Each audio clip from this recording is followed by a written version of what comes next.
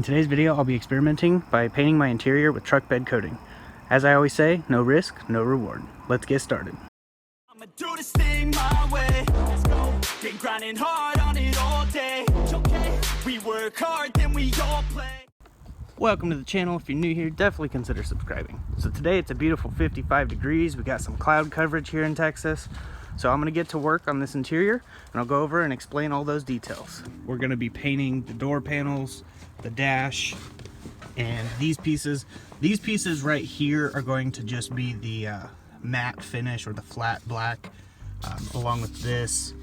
And on that side, the rest of it's getting truck bed coated. I know it sounds crazy, but this is an experiment. I want to see how it turns out. A lot of people have told me not to do it, and if you know me, then you'll know that I'm going to do it because you told me not to.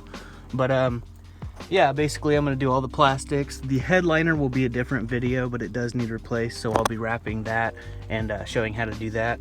We've got the plastics mostly able to come out, and we still got to take the door panels out. Now, as for the dash, I'm just gonna tape up the window. The windshield's already trash anyway, so if I get overspray on it, it's not a big deal. You can see there's a crack across. I do plan on replacing that. And the airbag will not be hooked back up. I don't even have an airbag on this side. I don't need an airbag on that side. I will be getting an airbag delete kit.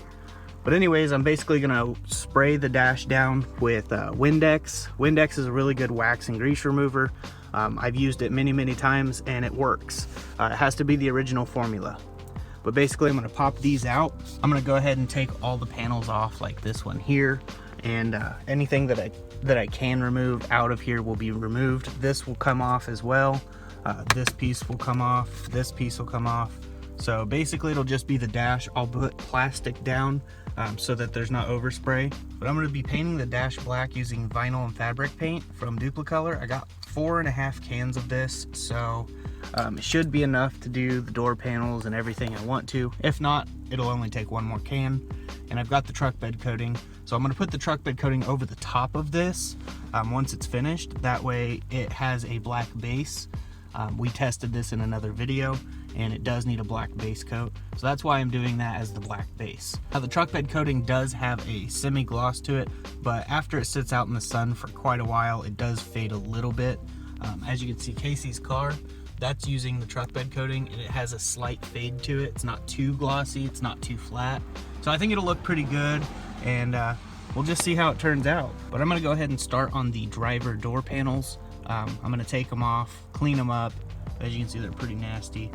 And then I'll paint them with the fabric paint, let the fabric paint dry, and then I'll go over it with the truck bed coating. Now I'm gonna try to avoid the fabric, but I might replace this fabric anyways, so if I get it on there, I don't think it'll be too big of a deal since I'm gonna replace it. But I'm gonna go ahead and show you how to pull these door panels off, and then we'll get to prepping and painting. All right, now to remove the door panel on a Civic, you'll have a screw right here, the Phillips head, 2 Phillips head screws in here, and then you'll have 3 Phillips head screws down there in the door panel. You'll also have to remove, if you have crank windows like I do, there's a little clip in there, but I'll show you how to remove that real quick. Now basically you can take a string and wiggle it in here on the back side of the handle, and it'll pop the clip out. I don't have a string, I can't find one right now, so I'm just gonna use a flathead. Now basically you'll just take the screwdriver and you'll push it in the back side and push the clip out. So this is what the clip looks like right here. You're basically just pushing on the back side of it until it pops out. I always put it back on so I don't lose it, and when you're ready to put it back together, all you gotta do is pop it on and you're good to go. This will also be getting painted, but I don't think I'll be truck bed coating the handle itself. I'll just be doing it in the flat paint. Next, you'll remove the handle here, and that just pulls right out. Sometimes they're in there pretty good. You just pry behind it and it pops right out. Typically there's a Phillips head here as well, but on this car there's not even a spot for the Phillips head to screw into, so there isn't one on here. Basically we'll just work on getting the speaker off now.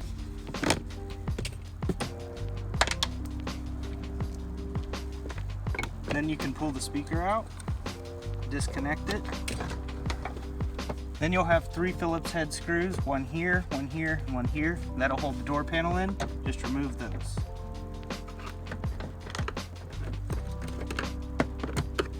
Now we have the door handle. Go ahead and remove the Phillips head screw there. Now you'll pull this way and then pull towards you. And you'll see right here, there's a clip. You'll want to carefully push this little piece over like that, and then the rod will come right out the top. Then you can disconnect the connector. And now you're ready to remove the door panel. Just pry it towards you and lift up and out. Don't mind the red door. I didn't paint all that because the door panel covers it. But now you've got the door panel out, you can prep it and get it ready for paint. Do the same method to remove the door panels through the rest of the car. As for removing the center console piece, there's going to be a screw here, a screw there on both sides, and then there's going to be a screw there and there on both sides. We'll have a screw here on both sides, and then 2 screws, one on this side and one on the other side. And then you'll be able to remove the center console piece.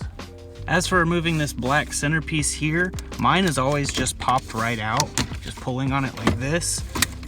And then you can disconnect everything from behind.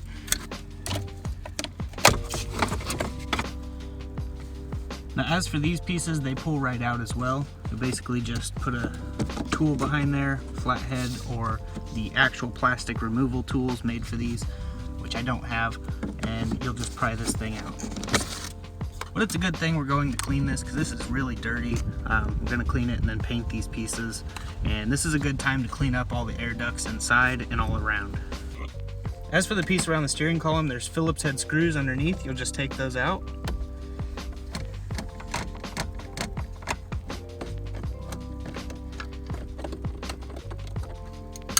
Now it just pulls apart.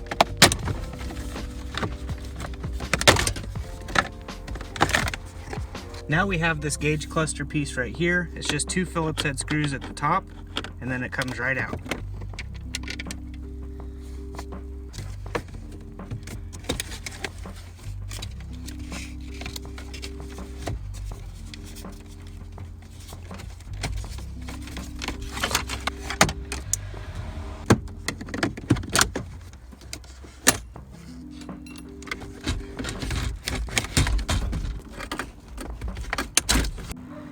As for the rest of these plastics here, I'm taking this stuff off as well.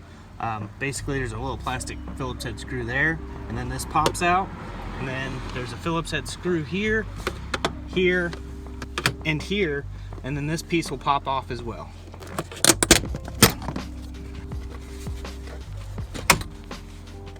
Now we can remove this center piece right here. There's a Phillips head screw here and a Phillips head screw here, and one down here when you open the glove box. There's also one Phillips head screw up here.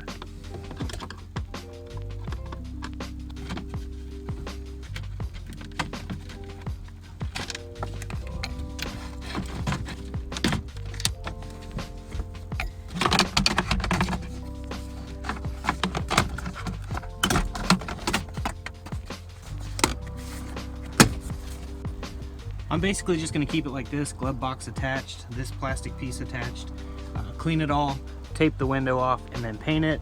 Before I do that, I'll be removing those pillars right there. They just pop right out. So I'll get to prepping this, plastic up the floor so we don't get any overspray on that, and tape the window off.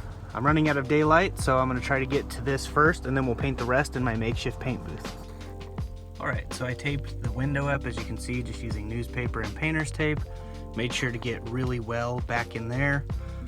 Now, I was gonna record it, but it started raining, so I had the camera outside, so I just decided not to just record it. It's pretty simple, pretty self-explanatory, just tape the window up.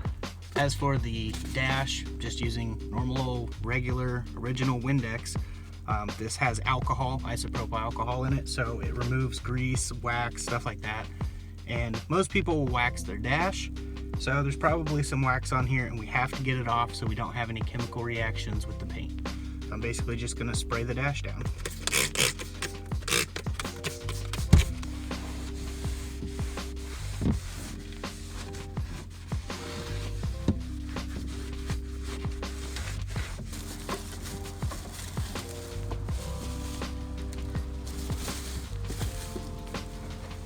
All right, now that I've laid the plastic all over the carpet, I'm not really worried about the steering wheel at this time. I'll cover this up whenever I go to truck bed coat. This plastic won't need put down just for the spray can. I'm just prepping it for the truck bed coating. So now I'm basically just going to put a light coat over the dash. A light coat to me might be different to someone else, but basically I'll just be putting a light coat on, letting it dry for about 5 to 10 minutes, and then recoating it one more time, and then we'll lay the truck bed coating over the top. So that'll give it the texture. Make sure to wear a respirator.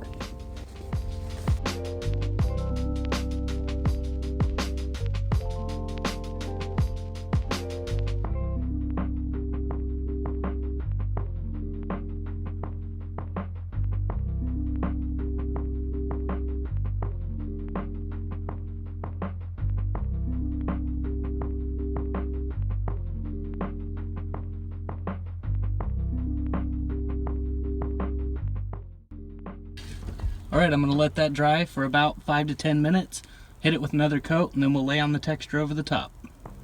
Alright, so using Rustoleum's truck bed coating, you can get this at Walmart. This stuff works really well for what I'm doing, or you can just buy the Raptor liner, which I prefer the Raptor liner over all other bed liners. They have different colors, but this is just an empty Raptor liner bottle that I've been using to pour the Rustoleum in. And using my small air compressor and this U-Paul Raptor liner gun, I'm able to shoot truck bed coating out of it, and it has the nice textured look to it. Now this gun and the Raptor liner, I'll leave a link in the description where you can get both of these. I have an 8-gallon compressor, so it works really well at keeping up with this because it's on low PSI. I believe it's 35 to 40 PSI for the texture, so it's not very hard. So it doesn't use a lot of air pressure, so you can use a small compressor. Basically just going to pour this in here, and then we'll go shoot the dash.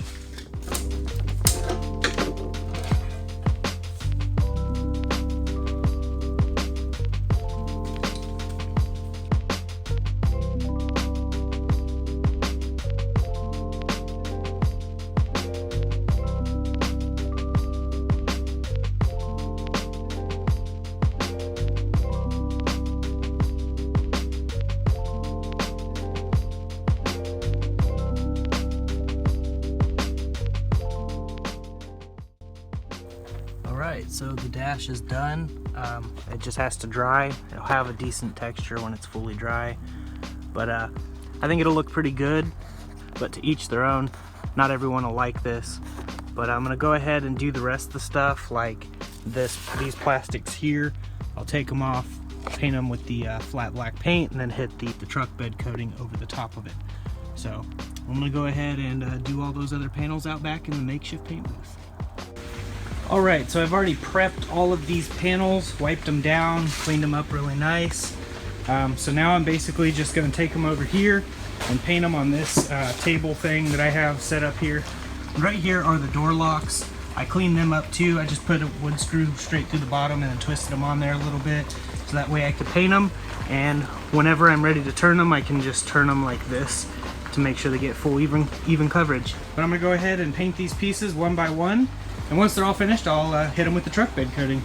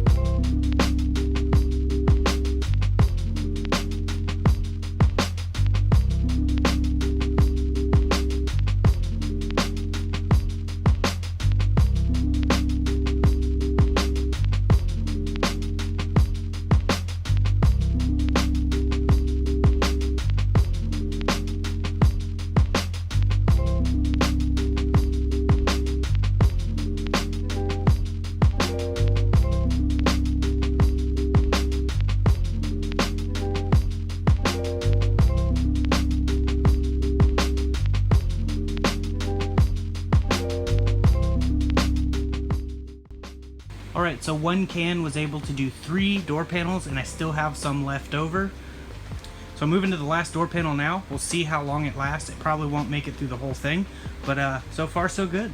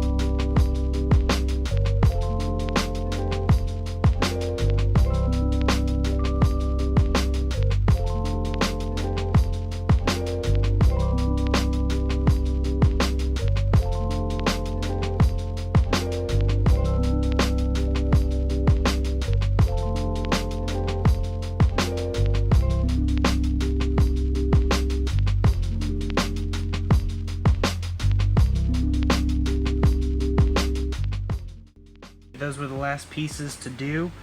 Now we have to let it dry. I'm just gonna let them dry overnight and then put it all back in tomorrow, and we'll see what it looks like tomorrow.